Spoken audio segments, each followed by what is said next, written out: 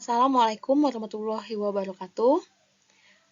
Pada video ini, Ibu akan membahas materi peluang, khususnya peluang teoretik dan frekuensi harapan.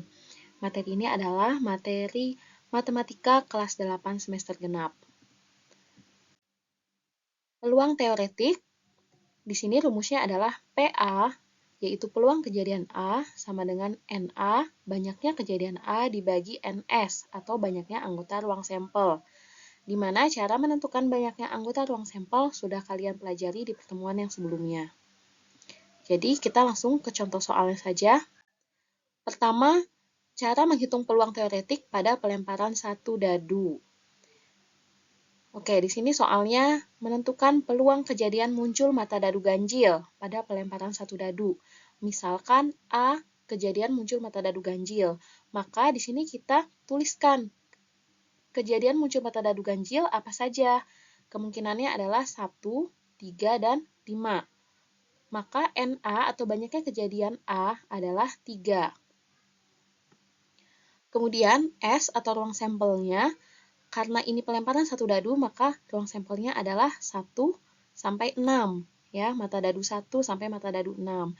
Jadi, banyak anggota ruang sampelnya ada 6. Maka kita sudah dapat menghitung peluang teoretiknya. Berapa peluang teoretiknya? NA per NS. NA-nya 3, NS-nya 6. Ya, jadi 3 per 6 disederhanakan menjadi setengah. Oke, soal berikutnya. Masih pada pelemparan satu dadu, yang ditanyakan adalah peluang kejadian muncul mata dadu faktor dari 6. Nah, di sini misal A, kejadian muncul mata dadu faktor dari 6. Jadi dari mata dadu 1 sampai 6, berapa saja mata dadu berapa saja yang merupakan faktor dari 6. Nah, di sini kita list ya. Jadi A itu yang merupakan faktor dari 6 ada 1, 2, 3, dan 6. Maka NA atau banyak anggota A adalah 4. Kemudian S-nya, ruang sampelnya ya, karena satu dadu jadi ada 6. Maka peluang kejadian muncul mata dadu faktor dari 6 adalah 4 per 6. Kita sederhanakan menjadi 2 per 3. Oke, kemudian kita beranjak ke pelemparan dua dadu sekaligus. Ya, jadi ini contoh soalnya adalah peluang kejadian muncul mata dadu berjumlah 6. Ya, perhatikan berjumlah 6 itu maksudnya. Jadi kalau melempar dua dadu sekaligus, maka ada dadu pertama dan dadu kedua. Nah, mata dadu yang muncul di dadu pertama dan dadu kedua itu kita jumlahkan. Ya, di sini yang diminta adalah yang jumlahnya 6. Jadi, misal A kejadian muncul mata dadu berjumlah 6, maka berapa saja yang berjumlah 6? Ya, kemungkinan pertamanya 1,5. Artinya, dadu pertama muncul mata dadu 1, dadu kedua muncul mata dadu 5. Ya, kemudian 2,4, 3,3, 4,2, dan 5,1. Jadi ada berapa kejadian A? Kejadian A, NA-nya ada 5. Kemudian NS-nya 36, ya ini sudah kalian buat tabel banyaknya anggota ruang sampel ya, yaitu sebanyak 36 karena ada 2 dadu. Jadi 6 pangkat 2 sama dengan 36. Nah, kemudian PA di sini NA per NS ya, maka NA-nya 5, NS-nya 36, ini sudah bentuk paling sederhana. Soal berikutnya masih 2 dadu sekaligus. Di sini ditanya muncul mata dadu berjumlah kurang dari 5. Ya, kurang dari 5.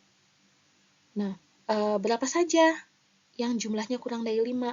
Maka yang jumlahnya kurang dari 5 itu adalah yang minimal berjumlah 2. Karena tidak mungkin ya pelemparan 2 dadu jumlahnya 1. Ya, maka minimal di sini yang berjumlah 2. Ya, yaitu 1,1. Kemudian yang berjumlah 3, ya, ada 1,2, ini berjumlah 3, di sini ada 2,1, ya, ini juga berjumlah 3. Kemudian yang berjumlah 4, 1,3, 2,2, dan 3,1. Ya, jadi itu yang dimaksud dengan mata dadu berjumlah kurang dari 5. Maka NA-nya ada berapa? Ada 6, ya. Nah, NS-nya 36 ya, karena 2 dadu.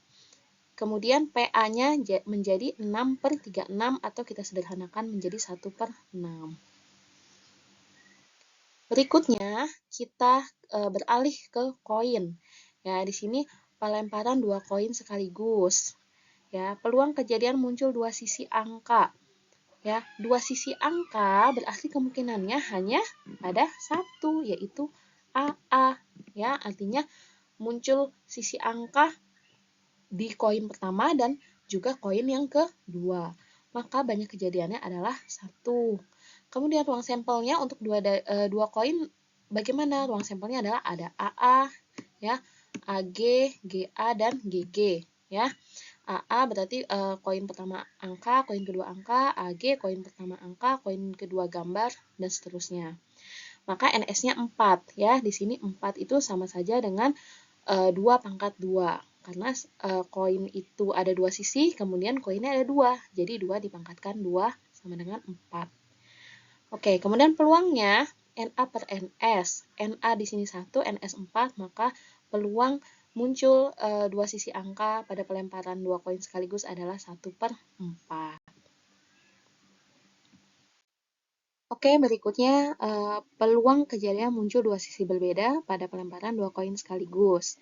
Ya, apa maksudnya dengan 2 sisi yang berbeda? Nah, di sini 2 sisi berbeda maksudnya ya, sisi yang pertama, sisi pada koin yang pertama, misalnya angka, maka sisi pada koin keduanya adalah gambar. Ya, jadi koin pertama dan koin kedua, sisinya yang muncul adalah sisi yang berbeda. Atau sebaliknya, sisi yang pertama, koin yang pertama muncul sisi gambar, sedangkan koin yang kedua muncul sisi angka atau GA. Jadi, kejadian A ada berapa? NA-nya ada 2. Nah, kemudian S-nya ya, ruang sampelnya 4 ya, dan PA-nya 2/4 atau kita sederhanakan menjadi setengah. Oke, sekarang kita beranjak ke pelemparan 3 koin sekaligus. Nah, contohnya peluang kejadian muncul tepat 2 sisi gambar. Nah, apa maksudnya tepat 2 sisi gambar? Ya, jadi sisi gambarnya dari 3 koin hanya ada 2. Ya, di sini bisa AGG ya, yaitu koin pertamanya angka, koin kedua dan ketiganya gambar. Bisa juga GAG, jadi yang sisi gambar adalah koin pertama dan koin ketiga. Bisa juga GGA, koin pertama dan kedua gambar, ketiganya adalah angka. Ya, banyak kejadiannya jadinya ada 3, NS-nya 8, ya, 8 itu dari 2/3, ya. 2 itu karena ada 2 sisi ya, sisi angka dan sisi gambar, 3 itu karena 3 koin. Oke, jadi PA-nya 3/8. Soal berikutnya masih pelemparan 3 koin sekaligus. Nah, di sini peluang muncul minimal 1 sisi angka. Apa maksudnya minimal 1 sisi angka? Berarti paling sedikit ada 1 sisi angka yang muncul dari 3 koin. Ya, karena paling sedikit, maka boleh 1 sisi angka, 2 sisi angka, dan 3 sisi angka. Yang tidak boleh adalah jika tidak ada sisi angka sama sekali yang muncul. Ya, jadi di sini A-nya adalah AGG, ya, AGG, GAG, GAA. Apakah ini? Ini adalah yang muncul sisi angkanya sebanyak 1 kali, ya. Kemudian AAG, AGA, dan GAA itu yang sisi angkanya muncul sebanyak 2 kali. Kemudian di sini yang AAA adalah yang sisi angkanya muncul sebanyak 3 kali. Jadi totalnya ada 7.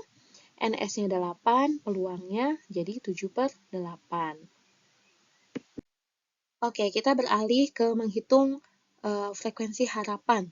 Frekuensi harapan itu adalah nilai peluang kejadian, suatu kejadian dikalikan dengan banyaknya percobaan. Kita langsung ke contoh soalnya. Misalnya di sini sebuah dadu kita lempar 24 kali. Tentukan frekuensi harapan muncul mata dadu kurang dari 5. Jadi seperti ini. Kalau kita melempar sebuah dadu sebanyak 24 kali, ya, harapan atau ekspektasinya muncul mata dadu kurang dari 5 itu sebanyak berapa kali? ya. Sedangkan untuk peluang muncul mata dadu kurang dari 5, kita sudah bisa menghitungnya ya menggunakan peluang teoretik. Jadi di sini kita hitung dulu peluang teoretiknya ya. A-nya kejadiannya adalah 1, 2, 3, dan 4 ya, karena kurang dari 5. Jadi 1 sampai 4. Na-nya 4, Ns-nya 6 ya untuk satu dadu. Pa-nya 4/6 kita sederhanakan menjadi 2/3. Nah, frekuensi harapannya berapa? 2/3 ini kita kalikan dengan banyaknya percobaannya, yaitu percobaannya dilakukan sebanyak 24 kali ya. Jadi 2/3 kali 24 sama dengan 16 kali. Jadi kalau kita melempar sebuah dadu 24 kali, maka harapannya muncul mata dadu kurang dari 5 itu sebanyak 16 kali. Soal berikutnya, jika kita melambungkan 3 buah koin sekaligus sebanyak 120 kali, berapa frekuensi harapan muncul satu sisi gambar? Ya, muncul satu sisi gambar berarti G-nya hanya ada satu ya. Di sini ada GAA, bisa juga AGA, bisa juga AAG ya. Jadi banyak kejadiannya ada 3. Sedangkan NS-nya ya, ruang sampelnya anggotanya ada 8 ya. 3 koin 2/3 sama dengan 8. PA-nya 3/8. Maka tinggal kita kalikan saja dengan banyaknya percobaan yaitu 120 kali. Jadi 3/8 kali 120 sama dengan 45 kali. Baik, demikian materi peluang teoretik dan frekuensi harapan. Semoga materi yang Ibu sampaikan dapat kalian pahami. Selamat belajar. Wassalamualaikum warahmatullahi wabarakatuh.